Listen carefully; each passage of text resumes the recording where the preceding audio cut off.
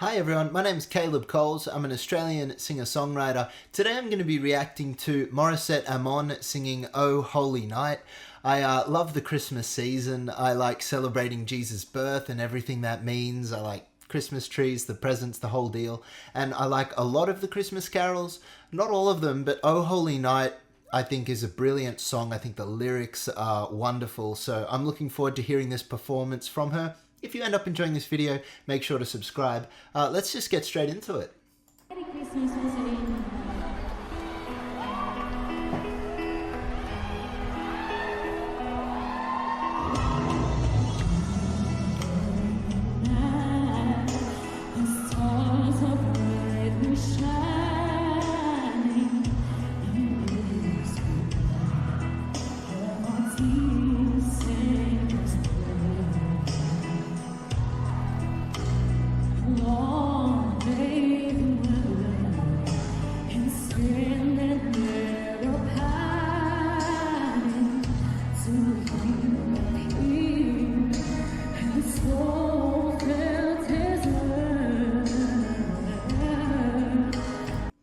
Yeah, cool. So I saw in the comments that a lot of people were comparing her to Mariah Carey. So it sounds like her version is probably going to be very based off kind of her version of that. I'm not overly familiar with Mariah Carey's version, so I can't really compare that, nor would I want to, because she's doing her own thing here.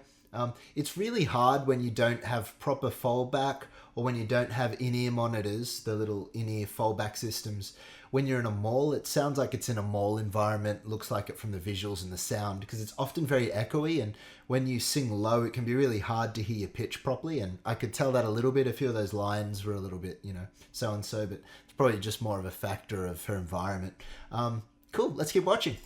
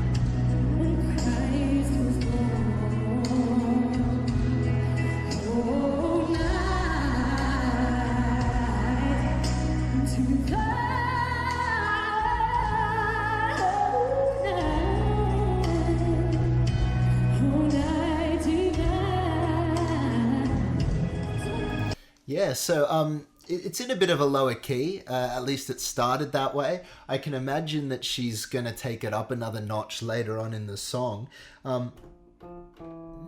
Fall on your knees. That's a key I would probably sing the song in, which tells you something. It's quite a low key, and I think that's to accentuate her range. There's a lot of runs, and I'm not hearing a lot of centeredness on the lyrics. This song has beautiful lyrics, and in a performance, you want to not only showcase your range and your voice, but also bring attention to the story of the song.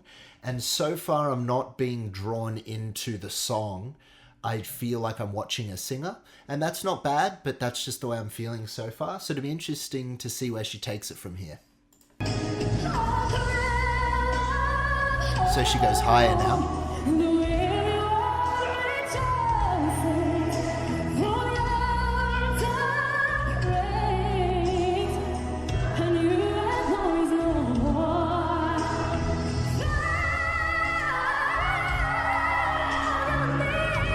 Yeah, that's awesome. How great did that sound?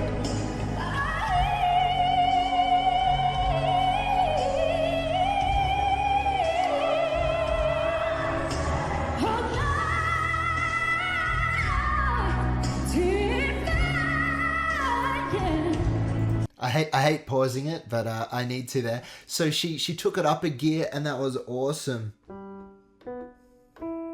Yep, so she goes up to the E, lots of power, great resonance and ring. I loved that.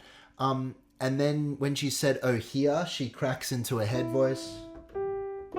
When she goes to that note, I think that was an F sharp, but it might have been a bit higher. I'd need to listen to it again.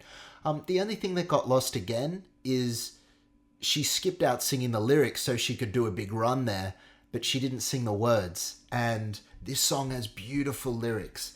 A thrill of hope, the weary world rejoices, for yonder breaks a new and glorious morn. It's trying to bring attention to the fact that Jesus, who was born, is a symbol of hope for the world, a voice for the downtrodden.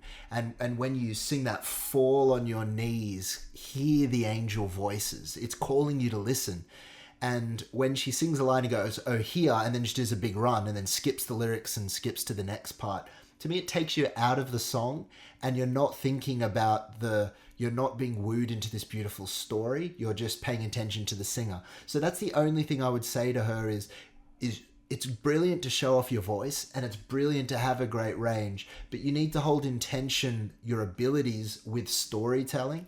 And so far it's getting a little bit lost, but how beautiful is her tone there? Those high notes were really wonderful, and I feel like she's going to take it to the next level. So I'm looking forward to seeing this.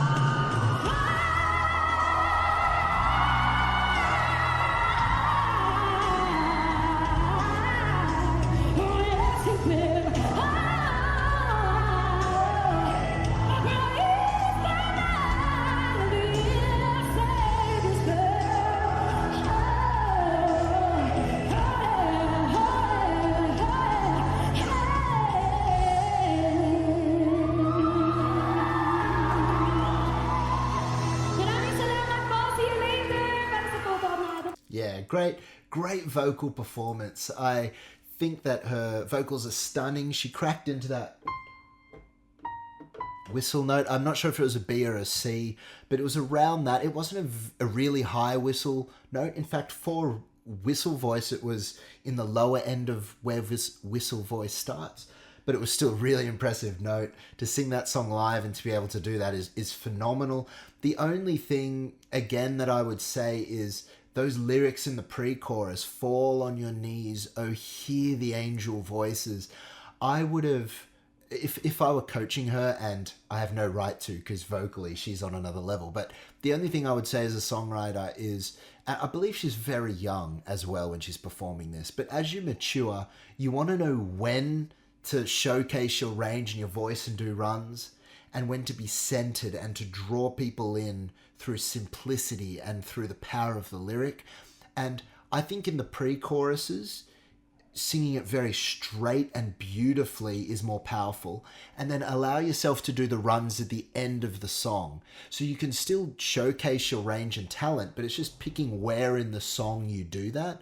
So having your simple, beautiful moments draw people in, and then at other moments allow your voice to go into various ranges. That's the only thing I would say, is that she lost me a little bit when she could have drawn me in more.